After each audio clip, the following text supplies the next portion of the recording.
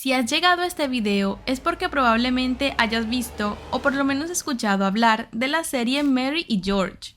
Esta cuenta la historia de Mary y su hijo George, quienes usaron sus encantos para seducir al rey Jacobo I de Inglaterra y ganar poder en la corte.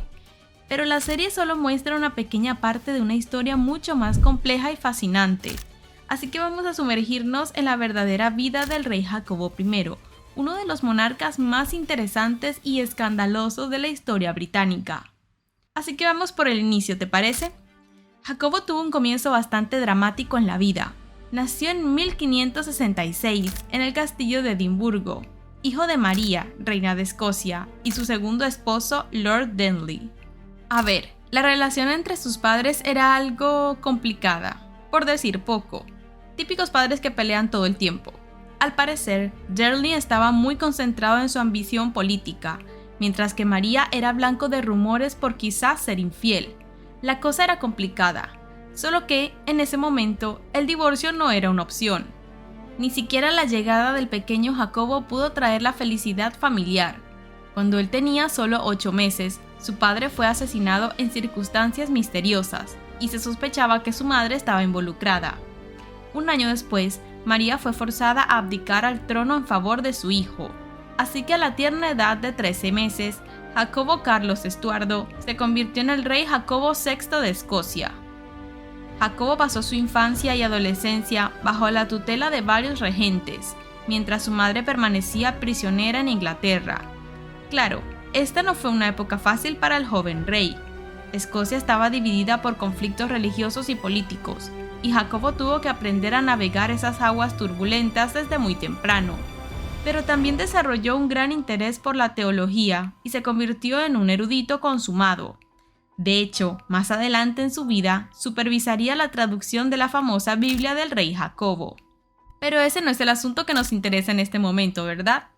Ahora bien, la serie Mary y George se centra en el ascenso de George, el tipo que no tenía ni un céntimo a su nombre, pero sí tenía una gran ambición de entrar a la escena del poder, y lo hizo gracias a Jacobo. Pero, ¿cómo es que esto fue posible? Bueno, para eso tenemos que entender un poco más la vida del rey.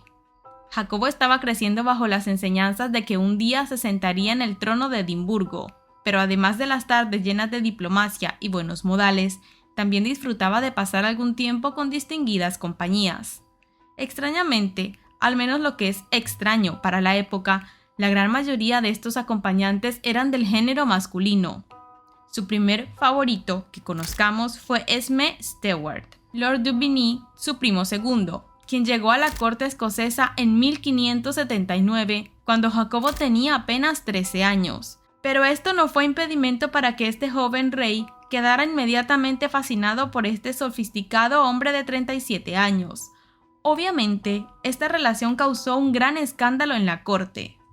Los observadores de esta época decían que Jacobo estaba tan enamorado que, en público, a menudo lo abrazaba por el cuello y lo besaba. Y como dijo Juan Gabriel, lo que se ve no se pregunta. Para todos en la corte, lo que allí pasaba era más que evidente. Pero la controversia surgió no tanto por la naturaleza homosexual de la relación, sino por las implicaciones políticas y religiosas. Verás, Esme era católico, y se temía que pudiera influir en el joven rey protestante. Finalmente, la presión de los nobles protestantes obligó a Esme a regresar a Francia, donde murió poco después. Jacobo quedó devastado y escribió poesía lamentando la pérdida de su amado. A pesar de este corazón roto, Jacobo terminó casándose con una mujer, Ana de Dinamarca. Un matrimonio arreglado, obviamente. Ella tenía 14 y él 23. Incluso tuvieron varios hijos, incluyendo al futuro rey Carlos I. Pero aquí es donde las cosas se ponen interesantes, y también jugosas. A pesar de su matrimonio, Jacobo tenía una clara preferencia por los hombres. De hecho, sus relaciones con hombres se volvieron aún más notorias después de su ascenso al trono inglés en 1603. Cuando la reina Isabel I murió sin herederos, Jacobo, como su pariente más cercano, se convirtió en rey de Inglaterra, unificando así las coronas de Inglaterra y Escocia. Este evento marcó el comienzo de lo que se conocería como la Unión de las Coronas. Ya como rey de Inglaterra, Jacobo quizá pensó que ahora tenía más poder que nunca para hacer lo que le venía en gana. Así que a lo largo de su reinado, tuvo una serie de favoritos masculinos a quienes colmaba de atenciones, títulos y regalos. Entre los más destacados estuvieron Robert Carr y, por supuesto, George Villiers, al que vemos en la serie. Para que entiendas bien cuál fue la oportunidad que vieron los Villiers para conquistar al rey, veamos el mejor ejemplo de todos, su relación con Robert Carr. Este llegó a la corte en 1607, y tan rápido como llegó, Jacobo le puso la mira encima. Se dice que el rey quedó cautivado por la belleza de Carr, y lo elevó a posiciones de poder, nombrándolo vizconde de Rochester en 1611. Pero Carr cometió un error terrible que puso fin a su relación: un escándalo. Si ya la corona estaba metida en cotilleos y rumores, no hacía falta otro más, ¿cierto? El caso es que Carr se vio envuelto en un asesinato que tenía que ver con su matrimonio con Frances Howard, y eso hizo que el rey le quitara todos sus favores concebidos. Es aquí donde entra en escena George Villiers, astuto y con una madre que haría todo lo que fuera para conseguir su objetivo. Villiers llegó a la corte en 1614, cuando Jacobo ya era rey de Inglaterra.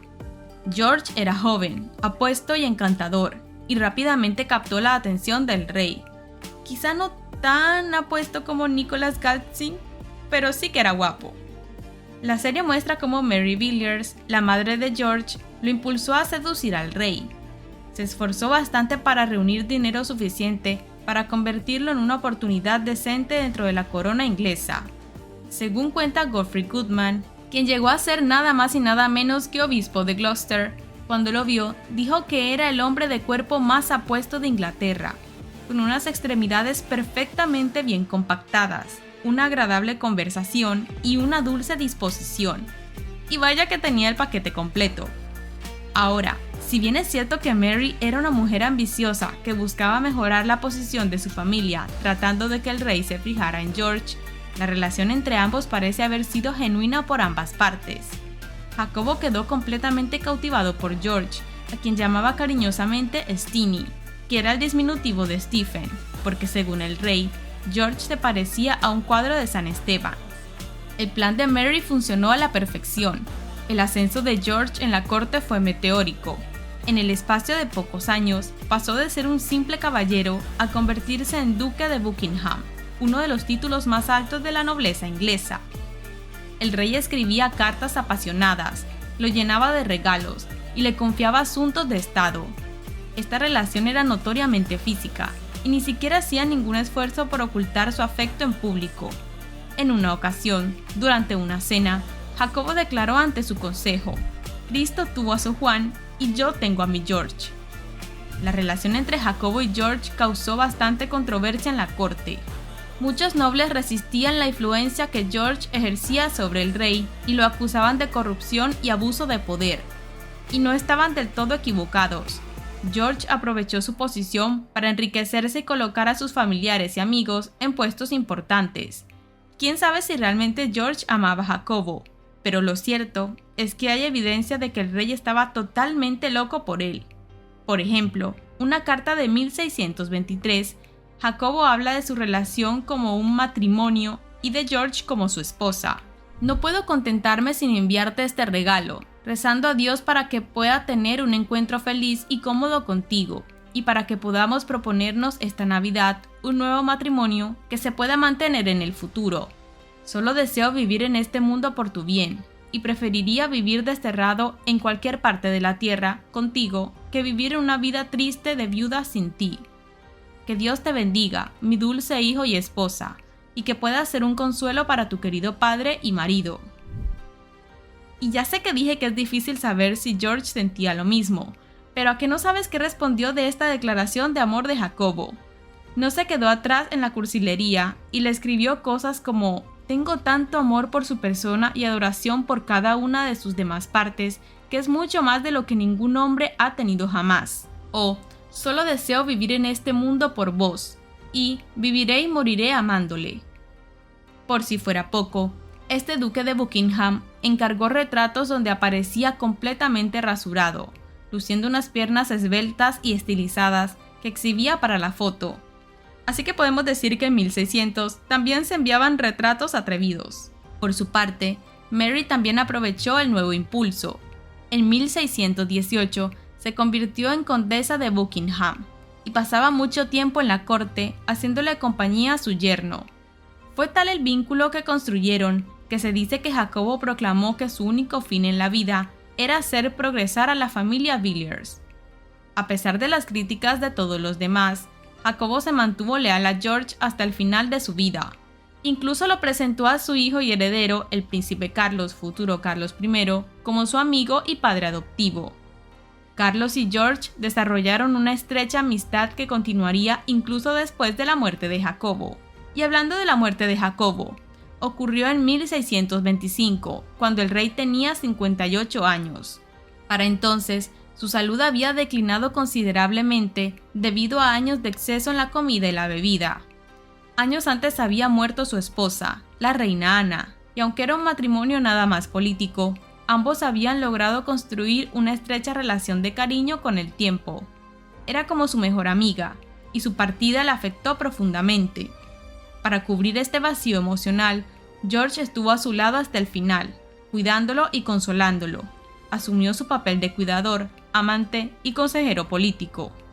Después de la muerte de Jacobo, George mantuvo su influencia en la corte gracias a su amistad con Carlos I. Sin embargo, su impopularidad entre la nobleza y el pueblo siguió creciendo. Finalmente, en 1628, George fue asesinado por un oficial del ejército llamado John Felton, el cual estaba descontento por todo el abuso de poder que estaba ocurriendo, y su muerte marcó el fin de una era en la corte inglesa. También fue un golpe para el rey Carlos I, quien le había agarrado realmente mucho cariño. Ahora bien, ¿qué podemos decir sobre el legado de Jacobo I? La serie Mary y George lo presenta principalmente como un monarca débil y fácilmente manipulable, obsesionado con sus favoritos masculinos. Si bien es cierto que sus relaciones causaron escándalo y controversia, reducir todo su reinado a eso sería injusto. Jacobo fue un gobernante complejo e intelectual. Durante su reinado, Inglaterra gozó de un largo periodo de paz, aunque las tensiones religiosas siguieron burbujeando bajo la superficie, y fue un gran patrocinador de las artes y la literatura. Shakespeare y su compañía teatral actuaron bajo su patrocinio. Y el tema de su sexualidad, bueno, digamos que es importante entenderla en el contexto de su época. Jacobo no fue ni el primer ni el último monarca en tener favoritos del mismo sexo. Lo que lo hizo destacar fue lo abierto que fue al respecto y el grado de influencia que permitió a sus favoritos. Pero, en retrospectiva, es fascinante pensar que hace 400 años, Inglaterra tenía un rey gay. Y bueno, esta es la historia real detrás de Mary y George. Recuerda que si te gustan este tipo de videos, la mejor forma en la que me puedes apoyar es dejando un like, suscribiéndote y siguiéndome en mis redes sociales. Y también cuéntame en los comentarios de qué otra historia te gustaría que hablara en el canal. Nos vemos en un próximo video.